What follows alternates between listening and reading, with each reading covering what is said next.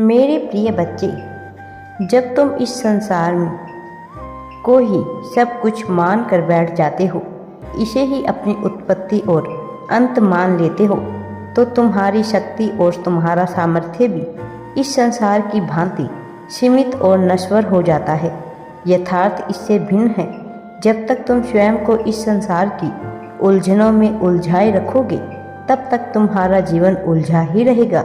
इसके विपरीत यदि तुम स्वयं को अनंत ब्रह्मा अर्थात मेरे अंश के रूप में स्वीकार करोगे, इस बात को अपने अंतर्मन में बिठा लोगे, तो इस संसार की भांति तुम नश्वर नहीं रह जाओगे। किसी भी उद्देश्य की पूर्ति के लिए तुम्हें जिस भी शक्ति और सामर्थ्य की आवश्यकता पड़ेगी, वह तुम्हें स्वतः ही उपलब्ध होता चला जाएगा। तुम्हारे संकल्प सत्य होते चले जाएंगे। यही भरोसा एक भक्त को सशक्त करता है। तुम्हारा उद्धार भी इसी में निहित है। इसके लिए तुम्हें मंदिर मंदिर भटकने की आवश्यकता नहीं है। बस मन मंदिर में इस बात को बिठा लो, इसका मनन और चिंतन करो। मेरे बच्चे, मुझ पर अपना भरोसा अडिग रखो। तुम स्वयं को जिससे जोड़ते हो, उसी भांति बनते चले जाते हो। जैसे विचार तुम्हारे मन में स्थापित हो जाते हैं, वैसा ही व्यक्तित्व तुम्हारे जीवन में स्थापित हो जाता है। यही व्यक्तित्व तुम्हारी जीवन यात्रा की दशो दिशा निर्धारित करता है। जब तुम वह कहने की हिम्मत कर लेते हो, मेरे बच्चे, जो तुम्हारे हृदय में है, साथ ही जब तुम वह समझने की प्रतिभा अपने अंदर विकसित कर लेते हो जो सामने वाले के मन में है, तो तुम्हारे रिश्तों की डोर कभी नहीं टूटेगी। कहने का अर्थ यह है कि जब रिश्तों में आपसी समझ और भरोसा स्थापित हो, तो ऐसे रिश्तों का कमज़ोर पड़ना असंभव होता है। जब तुम्हारा मन किसी बात को लेकर दुखी हो, तो ऐसे समय में उन शब्दों का प्रयोग करने से बचना चाहिए जो किसी के मन को ठेस पहुंचाए। ऐसा इसलिए मेरे बच्चे, क्योंकि तुम्हारा मन तो हो सकता है बाद में सही हो जाए, परंतु जो शब्द तुम ऐसी अवस्था में बोलते हो, वह संभवतः ठीक नहीं होते, जिसका परिणाम भी तुम्हें भुगतना पड़ता है। जिस व्यक्ति का समय खराब चल रहा है, ऐसे व्यक्ति के साथ रहने से जिसकी नीयत ही खराब हो, जिसका समय बुरा चल रहा है, उसका समय अच्छा भी आएगा। परंतु जिस व्यक्ति की नीयत खराब है, वह हमेशा तुम्हारा बुरा करने में ही अपनी सफलता समझेगा। मेरे प्रति अपनी भक्ति इसी प्रकार से बनाए रखना। जो भक्ति, जो पूजा तुम मेरी करते हो, उसका फल तुम्हें अवश्य ही मिलेगा। सतयुग में जो फल 10 वर्ष की तपस्या, ब्रह्मचार्य और जप आदि करने से मिलता था, उसे मनुष्य त्रेता युग में 1 वर्ष और द्वापर युग में 1 वर्ष, कलयुग में 1 दिन में ही हो जाता है। इस कारण मैं यह कहता हूँ कि कलयुग सबसे श्रेष्ठ युग है। इस कालखंड में की गई तुम्हारी भक्ति सीधे मुझ तक पहुँचती है। इसका प्रतिफल भी तुम्हें अवश्य ही प्राप्त होगा। मैं यह बार बार देख रहा हूँ कि तुम चिंतित हो, चिंता का कारण ढूंढने का प्रयास करते हो, परंतु तुम्हें कोई उचित कारण नहीं मिलता। एक बेचैनी सी है तुम्हारे मन में। तुम्हारी इसी चिंता और बेचैनी का कारण कोई और नहीं, तुम स्वयं ही हो। तुम यह समझ पाओगे कि तुम्हारी चिंता का कारण तुम्हारे ही अंदर छुपा हुआ है। तुम सदैव दूसरों को खुश करने के बारे में सोचते हो, इसी कारण तुम सदैव चिंतित और बेचैन महसूस करते हो। तुम्हारे मन में सदैव एक तीव्र इच्छा होती है कि दूसरे तुम्हें पसंद करें, तुम्हारे बारे में भला सोचे।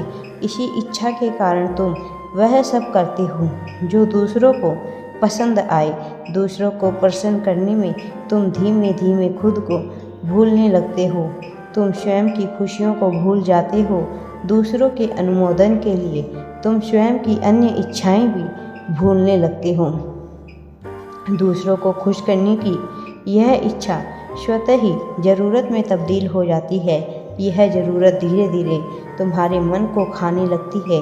कुछ समय पश्चात जब तुम्हें यह आभास होता है कि तुम अपने आप को खोकर अपने इस ज़रूरत को पोषण दे रहे हो और इस बात की कीमत दूसरों की ज़िंदगी में बिल्कुल भी नहीं है, तब तुम्हें अत्यधिक दुख होता है। तुम्हें आभास होता है कि तुम्हारी इच्छाओं और खुशियों की कुर्बानी जाया हो गई। अब समय आ गया है इन बातों को बदलने का। तुम आज से पहले स्वयं को बदलो। तुम दूसरों का सम्मान अवश्य करो, परंतु खुद की खुशियों को नज़रअंदाज बिल्कुल भी नहीं करोगे। आज से तुम एक नए व उन्नत व्यक्ति की तरह जीवन व्यतीत करोगे। तुम्हें यह स्मरण रखना होगा कि तुम्हारी खुशियाँ सिर्फ तुम्हारे हाथों में हैं। दूसरों के लिए अच्छा सोचना करना अच्छी बात है, किंतु अपनी खुशियों और इच्छाओं की कुर्बानी देकर नहीं। मुझे सदैव तुम्हारी चिंता लगी रहती है। आखिर तुम मेरे ही तो अंश हो। तुम्हें अपने जीवन में कुछ भी हासिल करने की क्षमता रखते हो। जब भी किसी मुसीबत या परेशानी में होना तो यह बात हमेशा सोचना कि आखिर तुम हो ही तो मेरा हिस्सा। अगर तुम्हारी हार होगी तो यह मेरी हार होगी। किसी भी कार्य को करने में जब तुम असमर्थ महसूस करो तो यह सोचना कि यदि मैं होता तो क्या यह कार्य कर पाता, और अगर जवाब हाँ तो यह समझ लेना कि वह कार्य तुम्हारे लिए भी मुश्किल नहीं है। पूर्ण समर्पण से की हुई भक्ति का फल मैं तुम्हें सदैव दूंगा। मेरे बच्चे, उस फल को मिलने में हो सकता है तुम्हें कभी लगे कि देर हो रही है या मैंने तुम्हारी भक्ति स्वीकार नहीं की, किंतु ऐसा बिल्कुल भी नहीं है। मैं तो किसी ऐसे व्यक्ति की बात भी स्वीकार कर लेता हूँ जो सिर्फ मुझे कोसने के लिए ही याद करता है, और तुम तो मेरे सच्चे भक्त हो। किसी की भक्ति या कर्मों का फल देने के लिए सही वक्त का आना बहुत जरूरी होता है।